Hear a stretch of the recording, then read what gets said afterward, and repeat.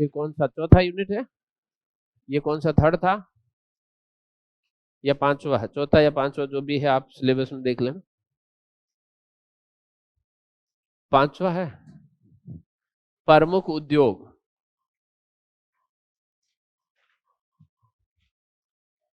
एवं औद्योगिक विकास, industrial development.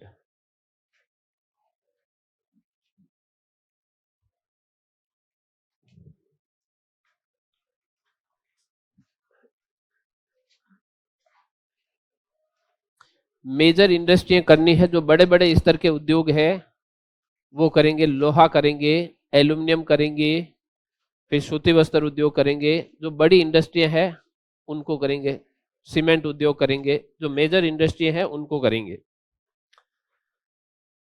पहले उद्योग किसे कहते हैं, फिर उद्योग के कितने टाइप होते हैं, फिर इसके अंदर अपन उद्योगों को लेते हैं। Industry, major industry and industrial development, किस प्रकार से पंचवर्षीय योजनाओं में औद्योगिक विकास किया गया है, या कौन सी पंचवर्षीय योजना में किस उद्योग की स्थापना की गई है, इसको इसके अंदर लेते हुए निकलना अपने को। अब उसमें पीछे वाले सिलेबस में नहीं देखना है, पूरी तरह से यू टर्न ले चुके हैं, एसआई में आ चुके हैं, आरएस को छोड़ दिया है, क्योंकि एसआई का सारे एसआई के हो, आरएस वाला तो कोई है ही नहीं। है क्या, कौन है, उस दिन तो किसी ने हाथ खड़ा नहीं किया था, लंबा करो हाथ मुझे पता चले। 1 2 3 4 5, यूं क्या कर रहे हो, थोड़े थोड़े थोड़े में सब हाथ खड़े करते जा रहे हो, मुझे वहां से यू टर्न लिलवा के फिर वापस इधर आ रहे हो।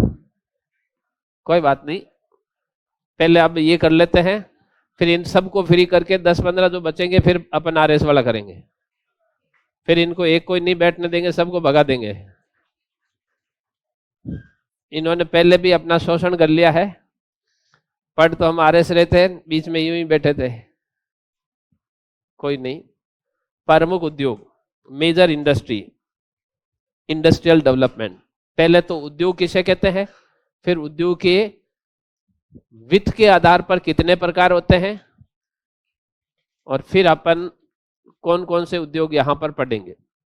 इंडस्ट्री किसको कहते हैं, उद्योग, हाँ बोलो, बोल जाओ, अगर कुछ आता है तो बोलने में कोई हर्ज नहीं है।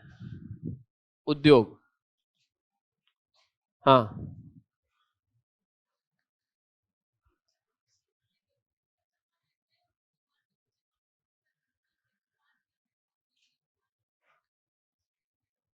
ठीक है, अच्छा उत्तर है आपका। किसी क्षेत्र विशेष में कोई स्पेशल एरिया हो, कोई भी एक क्षेत्र विशेष हो जहां पर भारी मात्रा में, लार्ज स्केल पर सामान का निर्माण हो या सामान का उत्पादन हो। देखो उद्योग किसको कहते हैं समझना, किसी भी फील्ड में, जयपुर उद्योग नहीं है, जयपुर के बाद कुकस उद्योग क्षेत्र है। इंडस्ट्रियल एरिया कौन सा है, अगर औद्योगिक प्रदेश पढ़ना होगा तो उसमें खूब सारी इंडस्ट्रियों को मिलाकर कहा जाएगा। मेंस के अंदर या प्री के अंदर जो इंडस्ट्रियल रीजन है वहां पर इंडस्ट्री नहीं है, यहां पर इंडस्ट्री है। तो औद्योगिक प्रदेश किसे कहते हैं, उद्योग किसे कहते हैं, इस लाइन को ध्यान रखना। किसी क्षेत्र विशेष में भारी मात्रा में सामान का निर्माण किया जाता हो या उसका उत्पादन किया जाता हो, या कोई बड़े स्तर की मानवीय सेवा प्रदान की जाती हो। जरूरी नहीं कि सामान बनाओ, आप टेलीफोन कंपनी में बैठे, इधर का फोन उधर, उधर का फोन उधर कर रहे हो, और आपके पास खूब बड़ा है, खूब सारे लोगों को आप सेवा दे रहे हो। गूगल क्या है, कौन सा उद्योग है, किसका निर्माण करता है, कुछ ही नहीं, इधर का उधर, उधर का इधर, यही तो करता है। ये भी एक इंडस्ट्री की कैटेगरी में आता है। तो उद्योग के लिए क्या है, या तो बड़े स्तर पर सामान का निर्माण करो, उत्पादन करो, या कोई बहुत बड़े स्तर की सेवा प्रदान करो, उसको हम उद्योग कहते हैं, या वो उद्योग की श्रेणी में आता है। लिखो इसमें पहले इसकी परिभाषा लिखो उद्योग की। किसी क्षेत्र विशेष में उद्योग की परिभाषा, किसी क्षेत्र विशेष में, क्षेत्र विशेष का मतलब कोई जगह, किसी क्षेत्र विशेष में भारी मात्रा में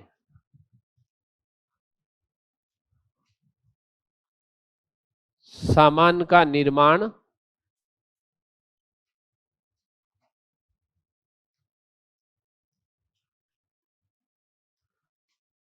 या उसका उत्पादन किया जाता हो।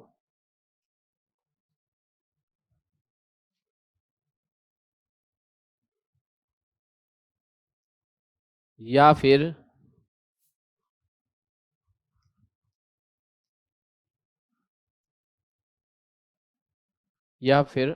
वृहद स्तर पर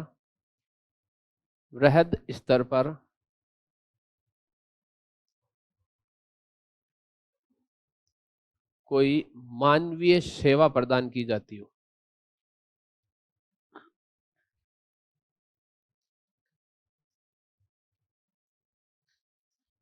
सेवा प्रदान की जाती हो, उसे उद्योग कहते हैं।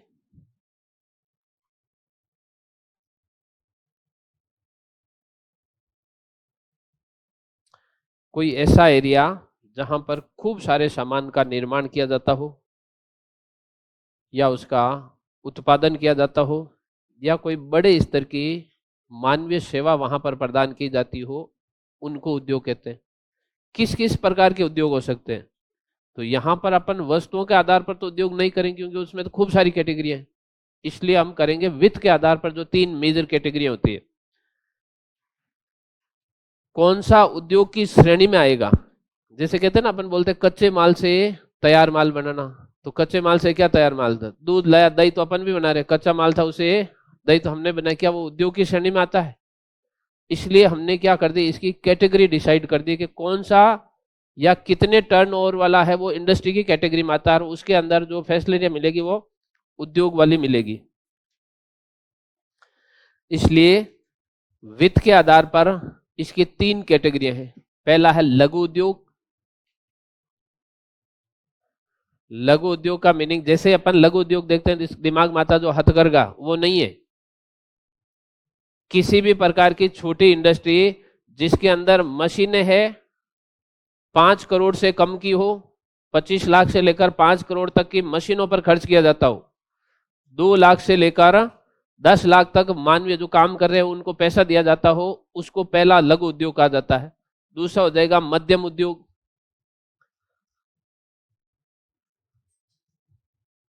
और तीसरा हो जाएगा लार्ज स्केल की इंडस्ट्री, वृहद उद्योग। लघु उद्योग में जो मशीनरी है, इस मशीनरी पर 25 लाख से लेकर 5 करोड़ तक खर्च किए जाते हो। अगर इतनी आपके उसमें मशीनें लगी हुई हो तब आप उसकी इस कैटेगरी में, शर्त एक नहीं, दोनों शर्तें पूरी करनी है। फिर यहां पर मानवीय सेवा यानी लोगों को रोजगार देना, मानवीय सेवा पर 10 लाख, 2 लाख नहीं हो, 10 लाख से लेकर 2 करोड़, 2 करोड़ तक का वो हर साल उसके अंदर वो पैसे देता हो लोगों को काम करने के, तो वो स्मॉल इंडस्ट्री के अंदर आता है। फिर नंबर 2, अगर यहां पर मशीनरी का ऊपर जो व्यय किया जाता है वो 5 से 10 करोड़ के बीच में हो, और जो मानवीय सेवा है, मानवीय सेवा का मतलब धर्मादा नहीं, काम करने वाले लोगों को जो पैसे दिए जाते हैं वो 2 करोड़ से लेकर 5 करोड़ के बीच में हो, 2 करोड़ से 5 करोड़ के बीच में हो, तब उसको बीच वाला उद्योग, मध्यम श्रेणी का उद्योग। और अगर उसके अंदर मशीनरी पर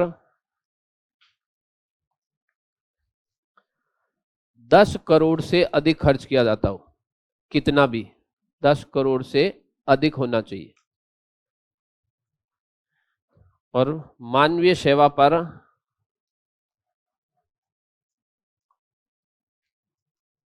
5 करोड़ से अधिक हो, तो उसको लार्ज स्केल की इंडस्ट्री कहते हैं। कलाम किस में आता है? देखो, लाइन को समझना, पहले ऊपर से परिभाषा को ढूंढना। किसी बड़े सामान का उत्पादन निर्माण तो हम नहीं करते, ना तो हम आपको बनाते हैं ना आपका निर्माण करते हैं। फिर क्या है? कोई बड़े स्तर की मानवीय सेवा। तो देखो, सेवा के लिए गूगल पे आप क्या करते हो, सेवा लेते हो लेकिन पैसे तो देते हो। तो यहां पर हम पैसे लेकर आपको सेवा दे रहे हैं, तो उस कैटेगरी में तो आ जाते हैं। मानवीय सेवा बड़े स्तर पर की जाती है, 5-7 हजार जितने भी बच्चे हो तो जुड़े हुए तो हो। अब इसके अंदर आगे वाला भाग देखो, यहां पर लगे हुए बोट 25 लाख से ऊपर के हैं। जितने भी इसके अंदर लगे सारे बोट को कैलकुलेट कर लो। एक बोट लगभग अगर ये 3 से 3.25 लाख का होता है, कितने बोट लगे हैं, फिर कितने कैमरे लगे हैं, इनको सबको काउंट कर लो। अगर ये 5 करोड़ से अधिक होता तो ये किस में आ जाता है, पहली कैटेगरी किस में आ जाएगा, इस वाले में। फिर हम लोगों को जो पैसे दिए जा रहे हैं वो तो 10 लाख से ज्यादा है, क्योंकि खूब सारे हैं तो इससे तो ऊपर निकल ही जाता है। तो ये किस में आ जाता है, इसलिए इसके आगे क्या लिखा हुआ है, कंपनी लिखा हुआ है।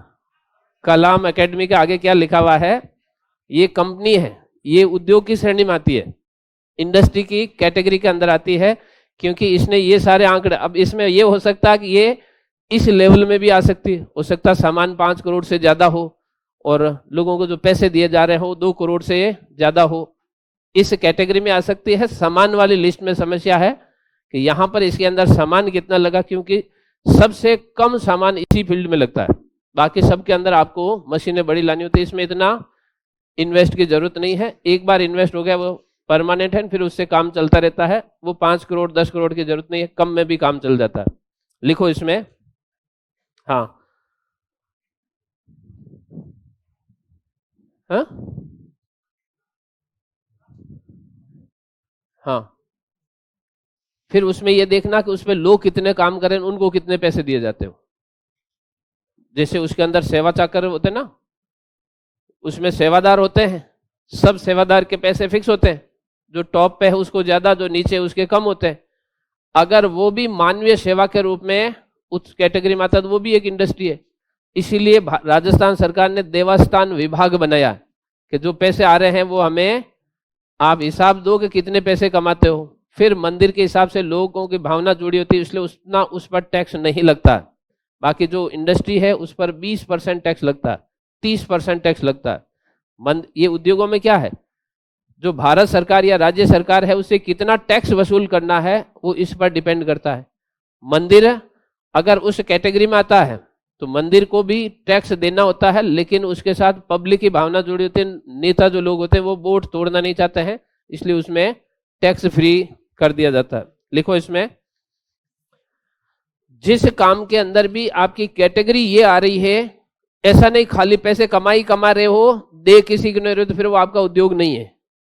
जहां आप कमाते हो वहां आप लोगों को रोजगार देना चाहिए, तब आप इंडस्ट्री में आते हो। लिखो इसमें लाइन लिखना, वित्त के आधार पर उद्योगों को 3 श्रेणियों में बांटा जाता है। वित्त के आधार पर उद्योगों को 3 श्रेणी में बांटा जाता है। वित्त के आधार पर उद्योगों को 3 कैटेगरी में बांटा जाता है।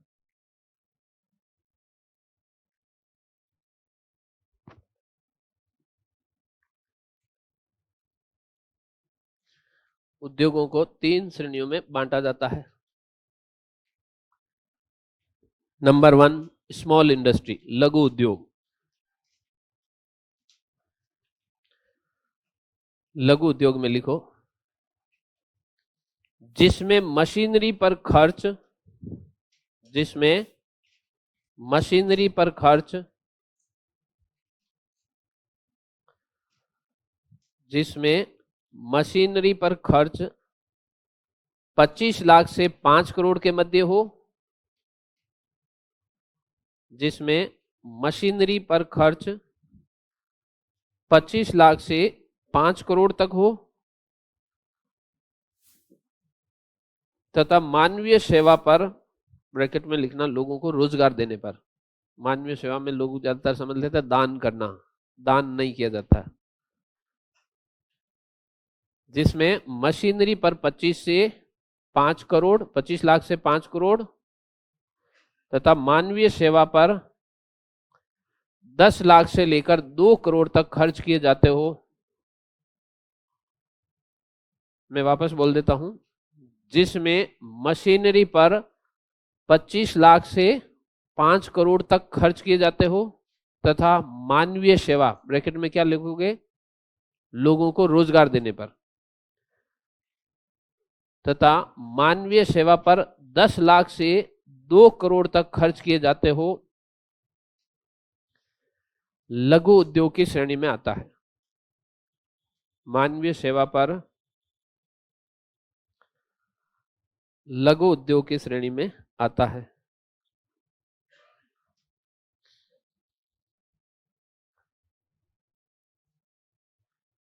लघु उद्योग की श्रेणी में आता है। फिर नंबर 2, मध्यम उद्योग, मीडियम इंडस्ट्री। लघु उद्योग, मध्यम उद्योग,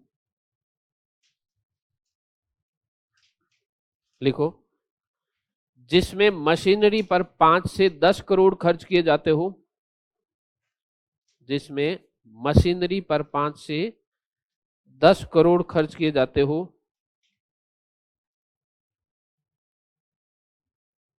जिसमें मशीनरी पर 5 से 10 करोड़ खर्च किए जाते हो,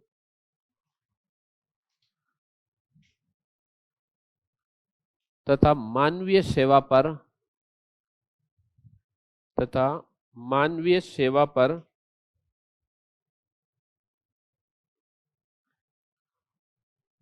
सेवा पर 2 से 5 करोड़ तक खर्च किया जाता हो,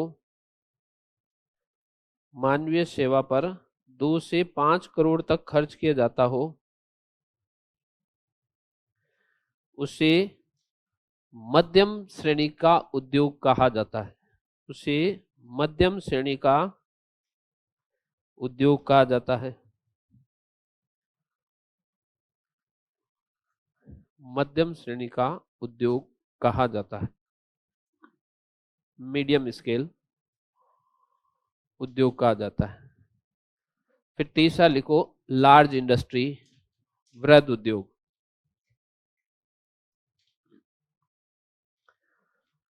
बड़े स्तर के उद्योग,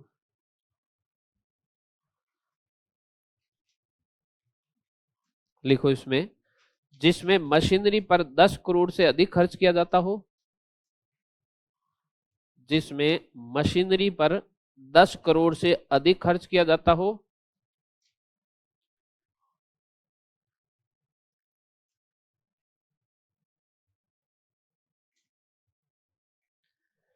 जिसमें मशीनरी पर 10 करोड़ से अधिक खर्च किया जाता हो, तथा मानवीय सेवा पर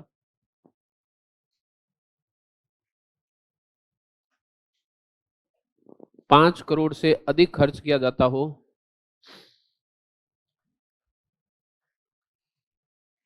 5 करोड़ से अधिक खर्च किया जाता हो, वृहद स्तर के उद्योग में शामिल होता है।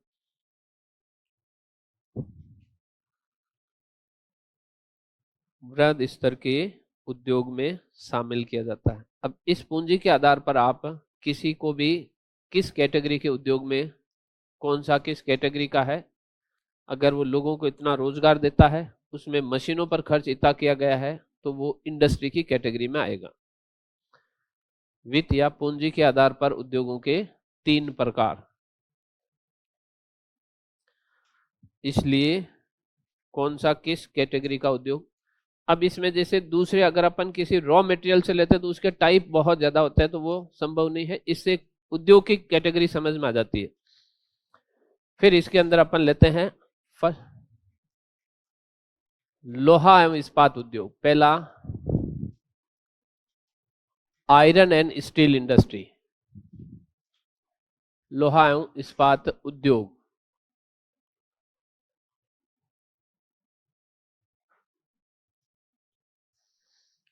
आयरन एंड स्टील इंडस्ट्री, लोहा एवं इस्पात उद्योग।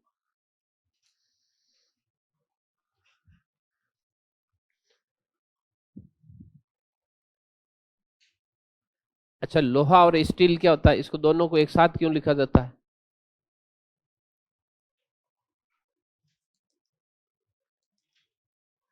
ऐसा क्या है कि इसको लोहा और ये दोनों एक साथ लिखे जाते हैं? आयरन एंड स्टील इंडस्ट्री क्यों? हम्म,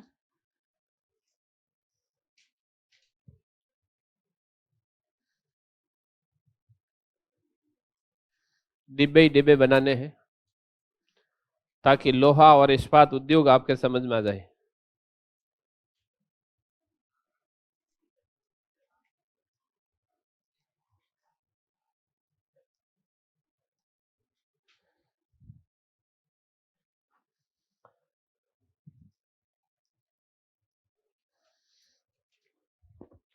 आयरन एंड स्टील इंडस्ट्री, देखो इधर, भारत विश्व का कौन सा बड़ा लोहा अयस्क उत्पादक देश है? ये तो पढ़ा ना, अभी पढ़ा है। कौन सा है? पहला ऑस्ट्रेलिया, ब्राजील, चीन, और उसके बाद भारत कोयले में कौन सा उत्पादक था?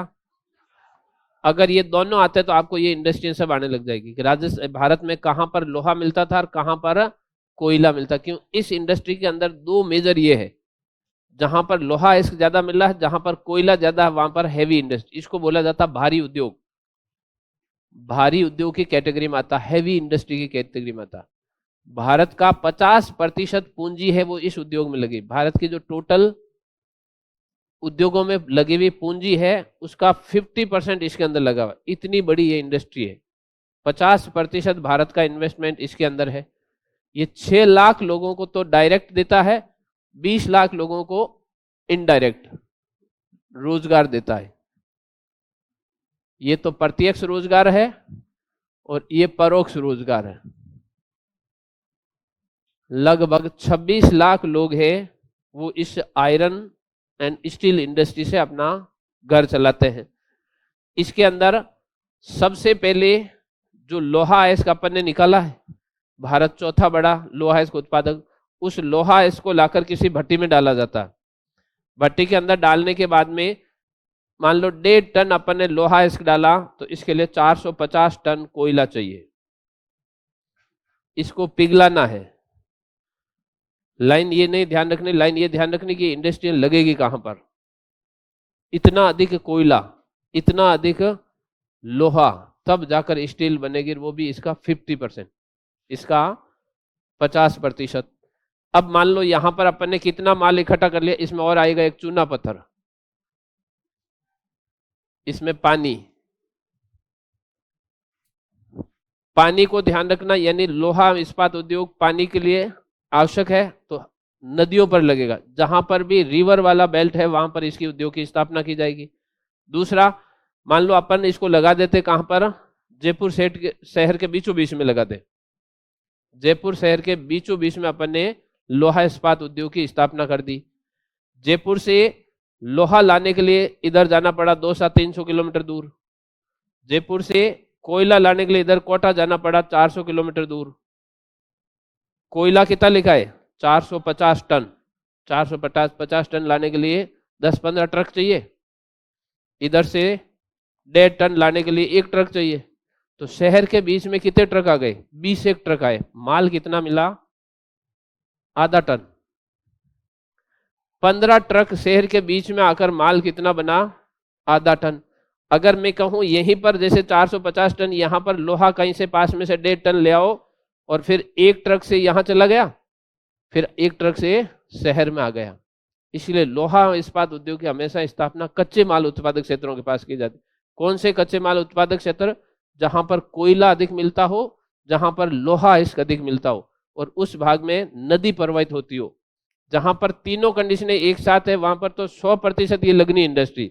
अगर तीनों नहीं है, कोयला भी है तो भी लगेगी, अगर अकेला लोहा है तो भी वहां पर इंडस्ट्री लगेगी। लेकिन जहां पर कोयला और लोहा नहीं है वहां पर इस उद्योग की स्थापना लगभग नहीं होती है। फिर भी भारत सरकार ने जो चौथी पंचवर्षीय योजना है, चौथी पंचवर्षीय योजना कब हुई थी?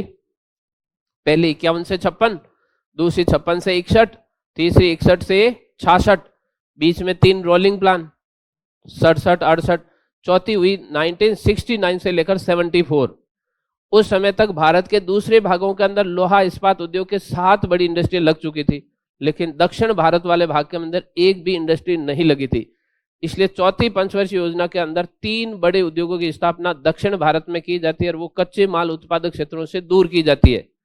ध्यान रखना, जिस लोहा इस्पात उद्योग की स्थापना कर दी जाती है उसके 1-2 साल बाद में वो इंडस्ट्री शुरू हो जाती है वहां पर, लेकिन जो दक्षिण भारत में चौथी पंचवर्षीय योजना के अंदर जिनकी घोषणा की गई थी, चौथी पंचवर्षीय योजना कब थी? 1969 से 74, इनकी स्थापना 1982 तक हुई नहीं थी। जो आगे अपन पढ़ेंगे इन चारों उद्योगों को, तीनों को, 1982 तक उनके इनॉग्रेशन ही नहीं हो पाया, क्योंकि वो लोहा और कोयला दोनों से दूर थे। फिर जबरदस्ती बंदरगाह का सहारा लेकर वहां पर इन उद्योगों की स्थापना की जाती है। आगे पढ़ेंगे तो इसको ध्यान, ये लाइन तो समझ में आ गई। कहां बनेगा? जहां पर कोयला और लोहा मिलता हो वहां पर इस उद्योग की स्थापना की जाएगी। फिर अब इसमें जो लोहा अयस्क मिला उसका हम किस प्रकार से आगे प्रोसेस करके इसके साथ जो लोहा और इस्पात सब जुड़ा उसको क्लियर करते हैं। पहले जो हमने अयस्क निकाला माइंस में से, उसको किसी भट्टी में डालकर मेल्ट करते हैं, पिघलाते हैं। पिघलाने के बाद में इसको किसी दूसरे बर्तन के अंदर खाली करते हैं, दूसरी भट्टी में इसको खाली करके उसको ठंडा करते हैं। जब पहले लोहा इसका मेल्ट होने के बाद पहली बार ठंडा किया जाता है, तब इसको बोला जाता है पिग आयरन। पिग आयरन, कच्चा लोहा। पहली बार जो लोहा अयस्क से मेल्ट करके हम पहली बार में जो बनाते हैं वो बनता है पिग आयरन, जो निम्न क्वालिटी का लोहा होता है। ये जो लोहा अयस्क ये कभी डायरेक्ट काम थोड़ी आता है, इसको तो अलग करना पड़ता है। ये लोहा अयस्क, लोहा अयस्क में धातु की मात्रा पड़ी थी ना अपन, मैग्नेटाइट, हेमेटाइट, लिमोटाइट और कोयले वाला नहीं बोलने, मैग्नेटाइट, कोयले वाले कौन से थे? एंथ्रेसाइट, बिटुमेंस, लिग्नाइट और पीट। उसको अलग रखना, इसको अलग रखना। तो यहां पर जो लोहा उसमें लिखा था ना 70% से जिसमें धातु की मात्रा हो उसको मैग्नेटाइट कहेंगे, जिसमें 55 से 60% तक हो, 50 से 60, उसको हम, यानी आधी अशुद्धियां तो पहले थी तो उनको हम अयस्क के साथ ही दूर करके लाकर इसमें डाल देते हैं अयस्क को। अब अयस्क को मेल्ट करके इसमें से और अशुद्धियां दूर करके जब पहली बार अयस्क को ठंडा किया जाता है वो बनता है कच्चा लोहा। ये कम कीमती होता है, अशुद्धियों से भरा होता है। फिर हम इसको क्या करते हैं, दोबारा जिसमें डाला उसको और गर्म करते हैं, और गर्म करके फिर मन चाहे सांचों में डालते हैं। जैसा हमें आकार चाहिए, पाइप चाहिए तो पाइप जैसे सांचों में डालेंगे, अगर अपने उसको पतरे बनाने तो पतरे जैसे सांचों में डाला जाएगा। जब दोबारा उसको गर्म करके मेल्ट करके वापस ठंडा किया जाता है, मन चाहे सांचों में डाला जाता है, यानी दोबारा जब गर्म हुआ वो, इसको बोला जाता है ढलवा लोहा, कास्ट आयरन। कास्ट आयरन, ढलवा लोहा। पहली बार मेल्ट, फिर ठंडा, फिर वापस मेल्ट किया, तब ये हो गया कास्ट आयरन। अब इसके अंदर भी अशुद्धियां है, हम इसको भी, ये क्या होता है, भंगुर प्रवृत्ति का होता, टूटता आसानी से है, आसानी से टूट जाता है। तो क्वालिटी अभी भी इसमें कम है, हमें और इससे अच्छी क्वालिटी चाहिए। ये भंगुर प्रवृत्ति का होता है, इसलिए हम क्या करते हैं, इसको फिर से गर्म करते हैं।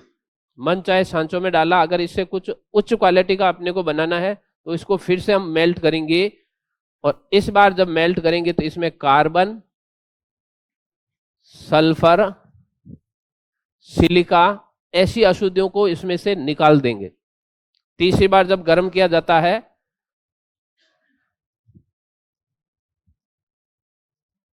तीसरी बार जब इसको गर्म किया जाता है तब इसमें कार्बन, सल्फर व सिलिका जैसी अशुद्धियां निकाल दी जाती है, और इसको कहा जाता है रॉट आयरन, पिटवा लोहा, रॉट आयरन। इस पर जंग नहीं लगता है, पिटवा लोहा, कच्चा लोहा, ढलवा लोहा। और दिल्ली के अंदर एक स्तंभ बना हुआ हिस्ट्री में, कौन सा, लोह स्तंभ, जिस पर आज तक जंग, वो इसका बना। वो लोग उस समय भी इतने ज्ञानी थे कि लोहे को बार बार गर्म करो, लास्ट तक ऐसा हो जाएगा जिस पर रस्ट नहीं, जंग नहीं लगेगा। तो वो किसका बना हुआ है, रॉट आयरन का बना हुआ, पिटवा लोहा का बना हुआ। अगर कोई भी जो लोहे का आइटम बना हुआ है उसके अंदर यहां तक उसको बार बार इसको मेल्ट करके वापस ठंडा किया गया है, फिर वो हुआ, तो उस पर कभी भी जंग नहीं लगता है। वो कौन सा लोहा होता है, रॉट आयरन। कीमती होता है, सबसे उच्चतम गुणवत्ता का होता है। यहां तक आते आते हम थक जाते हैं। इतनी बार इसको गर्म करते करते लास्ट तक थक जाते हैं। अब हम क्या करेंगे, उच्चतम गुणवत्ता का लोहा तो मिल गया, इसमें से ये सारी अशुद्धियां हमने हटा ली। लास्ट में हम क्या करते हैं, इसको किसी सांचे में डालते हैं, सांचे में डाल के फिर से इसको गर्म करते हैं और एक निश्चित मात्रा में इसमें कार्बन फिर वापस मिलाते हैं।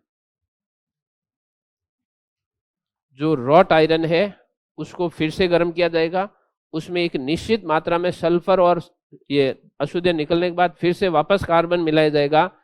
इस बार अगर अपन इस रॉट आयरन में कार्बन मिलाकर इसको गर्म करेंगे तब ये बनेगा स्टील, जिसको हम बोलते हैं इस्पात। जो लोहा अयस्क है उसके पूरे प्रोसेस को पहले लोहा भी है और लास्ट में इसे क्या बनता है, इसलिए इसको बोला जाता है लोहा एवं इस्पात उद्योग। इसको समझने के लिए भारत में एक प्लांट लगा हुआ, इसको अपन पढ़ेंगे, टिस्को, इसको, मिस्को, ये तीन बड़ी कंपनी है। टिस्को, इसको, मिस्को, ये तीन बड़े भारत में लोहा इस्पात उद्योग के प्लांट है जो स्वतंत्रता से पहले लग चुके हैं।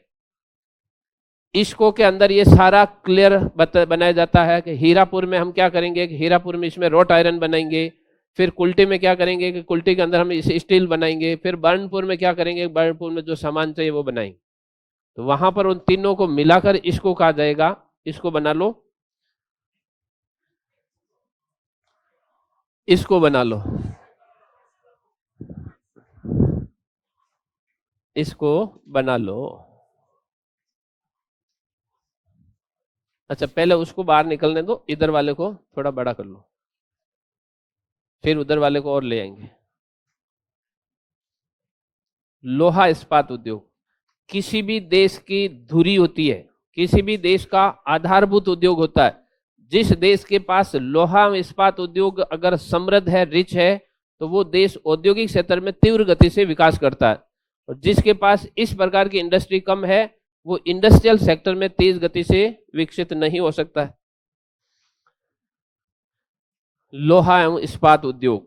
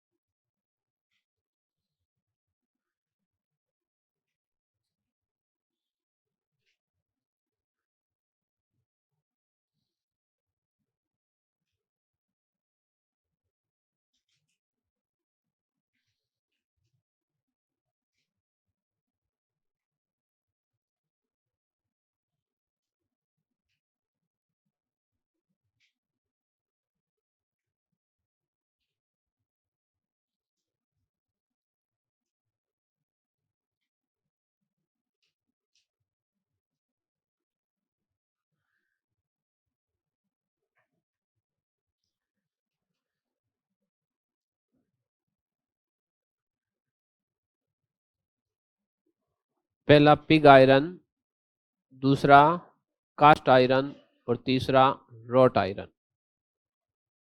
गुणवत्ता की दृष्टि से इसका क्रम पूछा जा सकता है कि निम्न से उच्च गुणवत्ता की ओर, या निम्न में से कौन सा हाईएस्ट क्वालिटी का लोहा माना जाता है।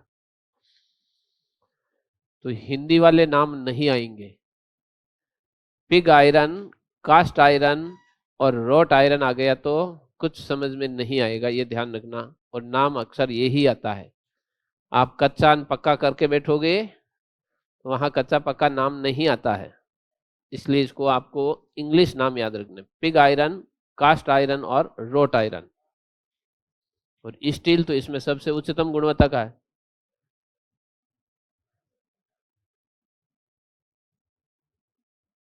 हो गया। अच्छा, आगे वाला निकलना है।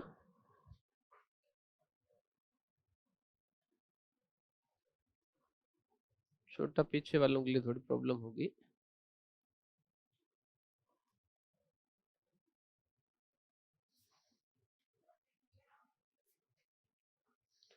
देखो, आपको तो सही दिखेगा ही, पीछे वालों का भी ध्यान रखना होता है। वो सब आपके लिए कुर्बानी देकर पीछे बैठे हैं। क्या आप आगे बैठो, हम पीछे ही काम चला लेंगे, फिर आप उनके साथ अन्याय करते हो।